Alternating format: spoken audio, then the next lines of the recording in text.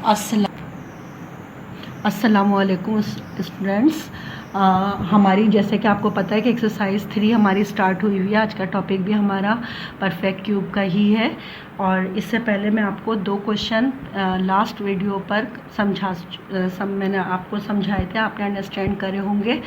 आज का हमारा जो क्वेश्चन है वो है क्वेश्चन नंबर 3।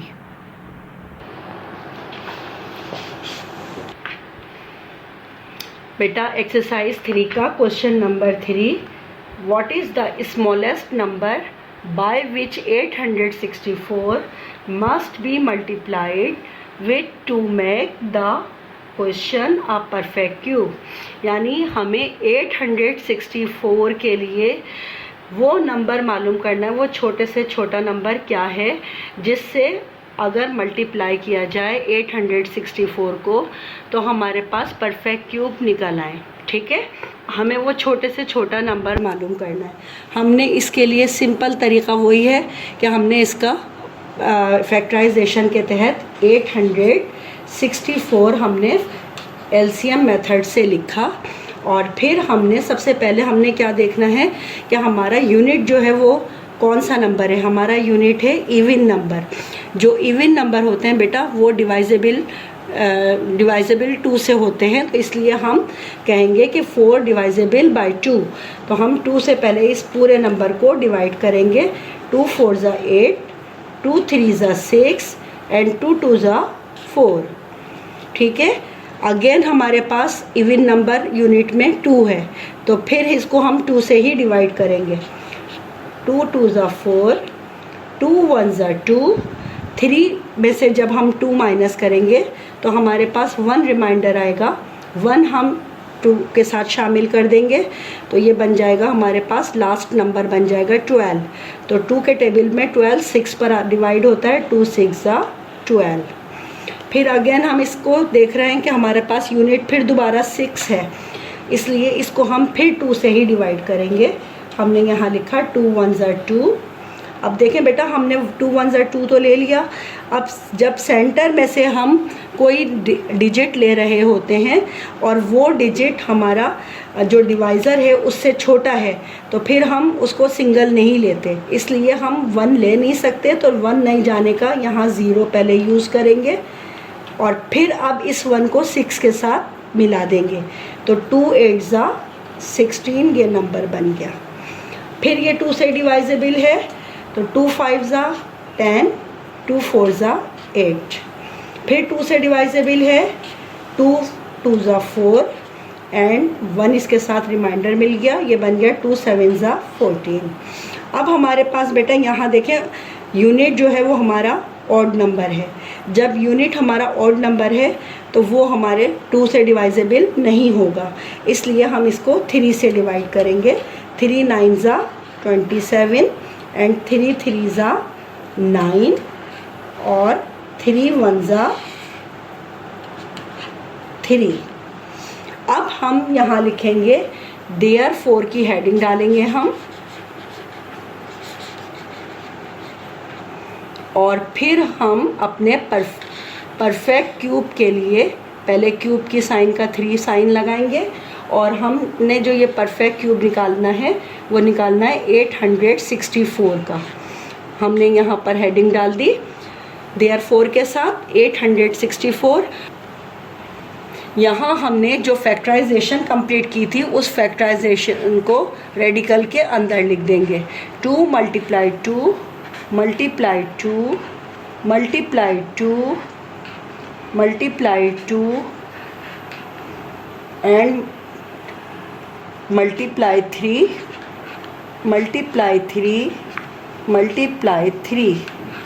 यहाँ हमने अपनी इसके जितने फैक्टर बने थे 864 के वो हमने लिख दिए। अब पहला क्यूब हमारे पास है 3 का। ठीक है, पहला क्यूब हमें 3 का मिला, दूसरा क्यूब हमें 2 का मिल गया है। ठीक है, अच्छा यहाँ हमारे पास जो तीसरा क्यूब बनता, अगर हमारे पास एक 2 और आ जाता तो फिर हमारे पास ये भी क्यूब बन जाता। यहाँ हम समझने वाली बात यह है कि जब हमारे पास जो नंबर कम है क्यूब बनाने में वो है 2, यानी जो हमसे पूछा गया था कि what is the smallest number by विच 864, तो वो स्मॉलेस्ट छोटा नंबर जो है वो कौन सा है, वो छोटा नंबर 2 है। तो हम इसके साथ यहाँ पर लिखेंगे hence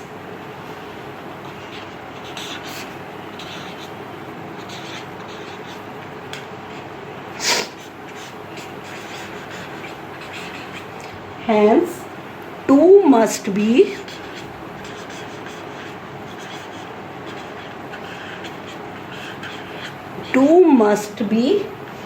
multiplied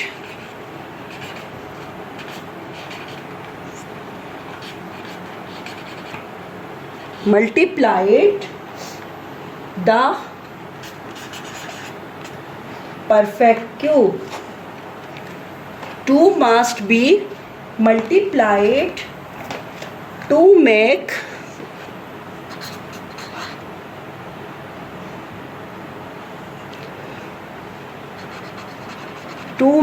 the perfect cube. It is the answer of 864. Okay बेटा, एक ये क्वेश्चन हमारा कंप्लीट हो गया। यहाँ पर आके क्वेश्चन नंबर 4।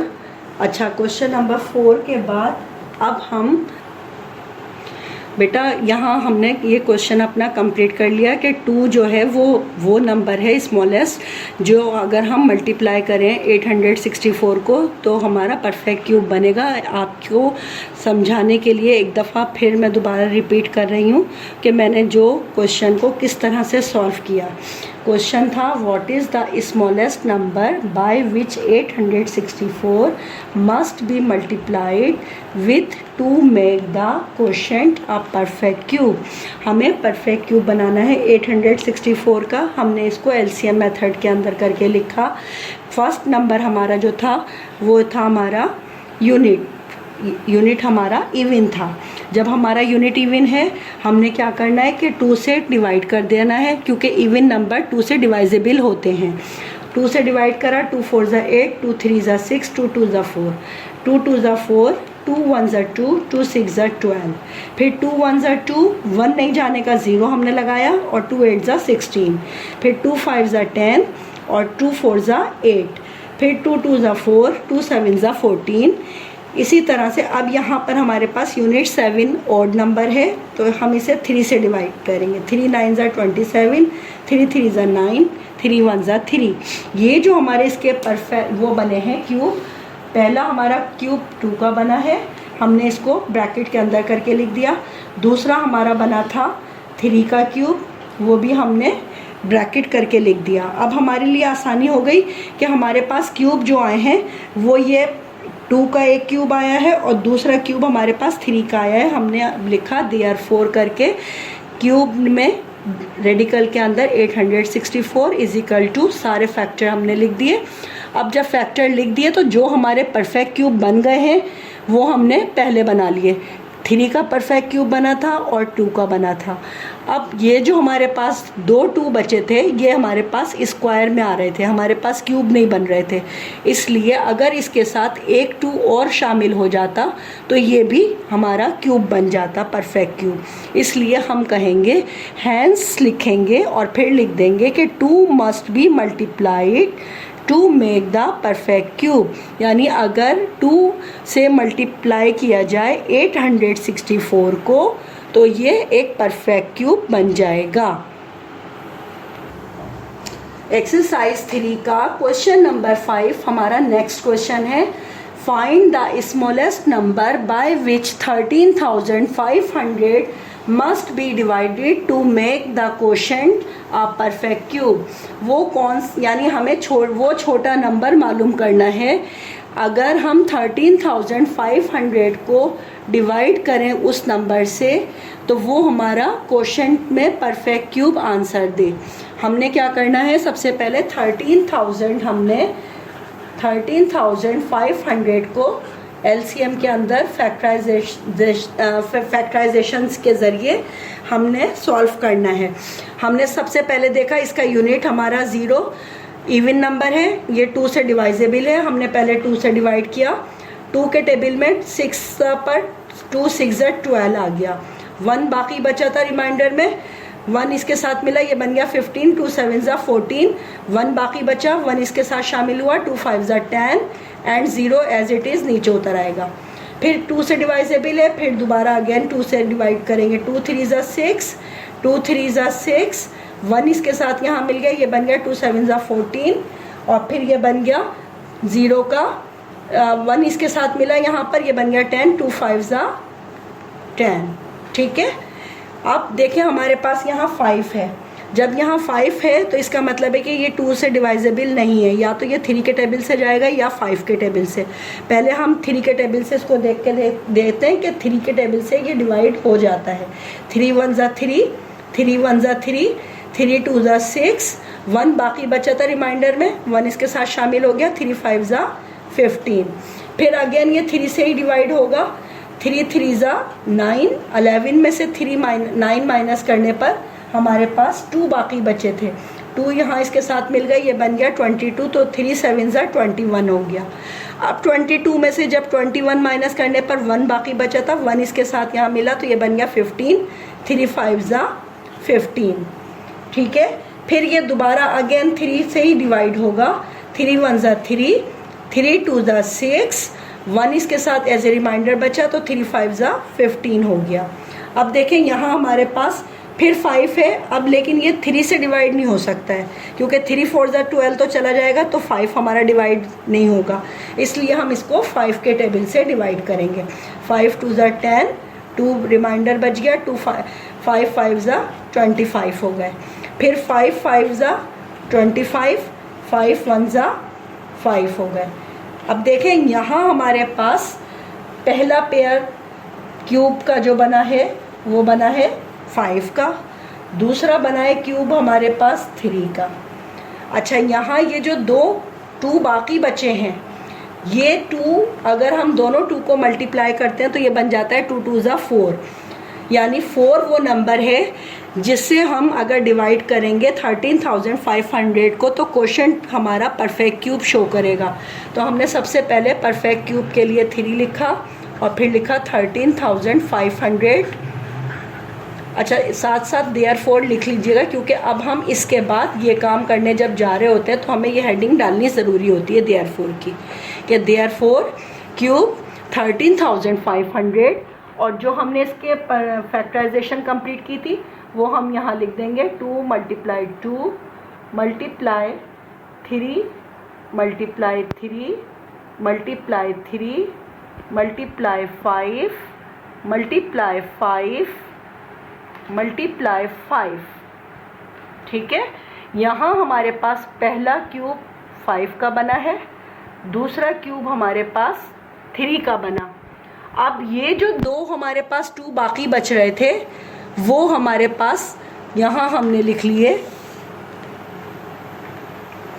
4 आ गया यहाँ, और फिर हमारे पास 3 multiply 3 multiply 3 multiply 5 multiply 5 multiply 5।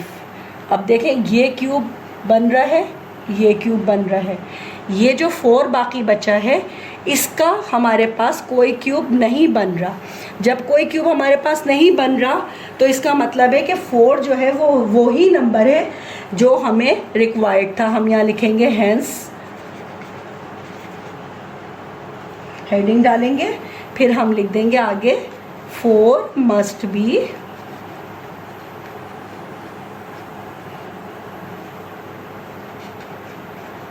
divided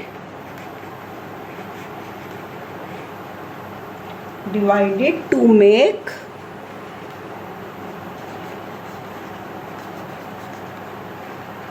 a perfect